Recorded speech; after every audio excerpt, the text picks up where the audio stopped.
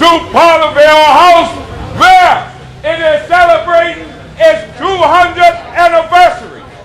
And now, for the official welcome, let's welcome to the podium the Right Worshipful Mayor, Graham P. Otterbridge, JP. Thank you very much. I must say, He must say, you are the best town crier I am the best town crier he's ever seen. and heard. And next year, I think when you bring all the town criers of the world to Bermuda, And next year, when I bring all the town criers of the world to Bermuda, I shall shine brightly. I know that's what. you got it. We're connected. Yeah.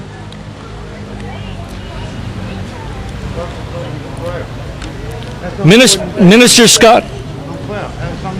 Scott, Major Barrett, representatives from the Bermuda Historical Society and the Bermuda Library, ladies and gentlemen, thank you all for coming today. We recognize the 200th anniversary of our treasured Parlerville. I must say another important thing now that I've gotten over the initial introduction. Bermudians discovered the theory of relativity. We're never on time. Thank you all for coming. In 1801, William Perot Sr. and his brother James purchased a plot of land where we all stand today. In 1807, construction began on what will become his home, a beautiful Georgian mansion that he named Parlerville.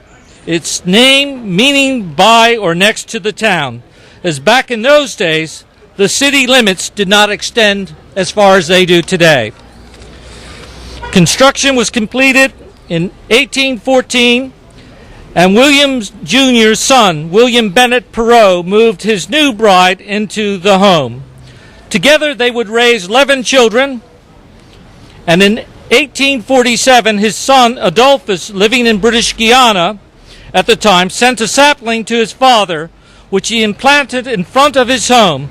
It continues to thrive to this day, the magnificent rubber tree that adorns the entrance to Parlerville. When the seat of government moved from St. George's to Hamilton in 1815, a post office was established in the city, first in Parlerville, then in an annex on the property where the Perot post office stands in front of me today. For 43 years, Perot served as postmaster for the city, leaving behind the legacy of the Perot one-penny stamp, of which only 11 known still exist today and can fetch upwards of $100,000 or more. A little-known fact about Perot is that he served as an alderman to the city of Hamilton and championed the first fire truck for the city. He was a colorful character, not much like myself, I guess, not too colorful, but he was colorful, whose gardens, the parkland around us, became a showpiece in the city. So prolific were his orange trees, I miss those myself, that one year he offered up to 15,000 oranges for export to America. Perot family lived in and owned Parlerville until 1900, when it was sold to the Corporation of Hamilton. I think you've all heard this one before.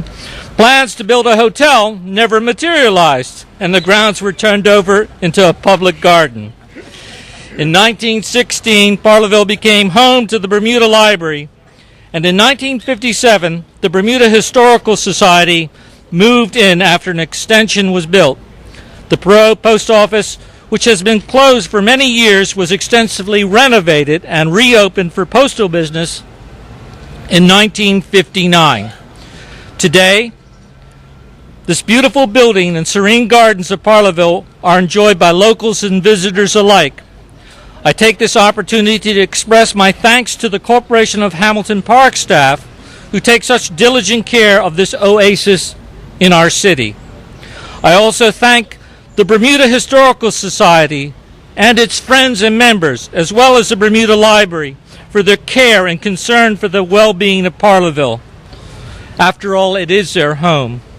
I encourage anyone who has never visited the museum inside to see what you're missing. Notably, Sir George Somers' trunk. Yes, it is inside, and along with many other treasures that will take you back in time.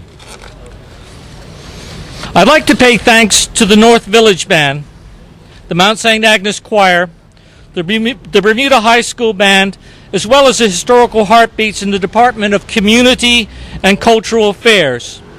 As some of you may be aware, the city of Hamilton will be celebrating 200 years as our capital city next year, and we hope to see you at some of the scheduled events to commemorate that occasion.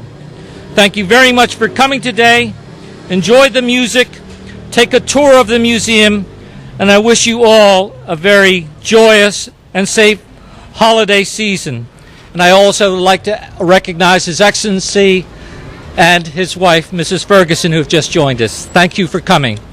So, without any more ado, I would now like to hand over to our Minister of Culture, the Right Honorable Mr. Scott. Minister? Welcome. All right. Thank you. I feel so big standing in front of this little miniature Yeah, maybe you should stand next to me. podium. Yeah. There you go. Excellency, Lady Ferguson, Mayor, ladies and gentlemen, just welcome to this just open air celebration today. You know, when you look at what Dr. Kim Jackson and the director is doing with community affairs and the historical heartbeats, just recognizing just some of the great things that we have in Bermuda, and certainly a thanks to the Corporation of Hamilton for allowing us to be here. And when we look at the Bermuda Historical Society's museum, as the mayor mentioned, a lot of the artifacts in there that go back to the 1600s. We truly have a lot of gems here in Bermuda, and that we should take the time out more often to enjoy. I have to, this is football season, so I have to mention to the North Village Band that I'm looking forward to hearing. They look an awful lot like PHC. But yes, I do see the one faithful. He looks like a Trojan to me. Well, I didn't want to say that, but he looks like a Summers a Trojan. Yeah, but in any event, to the rest of the performers here, thank you, and ladies and gentlemen, as we come out in this beautiful day here in Bermuda, please take a minute after hearing the music and the performances to have a look around at some of our historical treasures, and let us not take for granted what we have here available to us. So thank you to the historical societies, and ladies and gentlemen, welcome.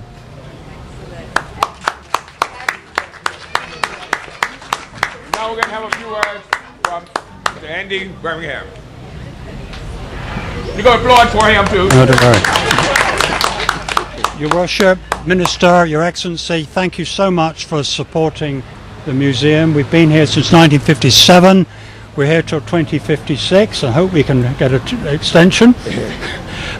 We are very, very grateful for what government, the Heartbeats Committee, and the corporation does for this museum. And I wish, sir, to thank you, your staff, for the care they take of our little piece of history.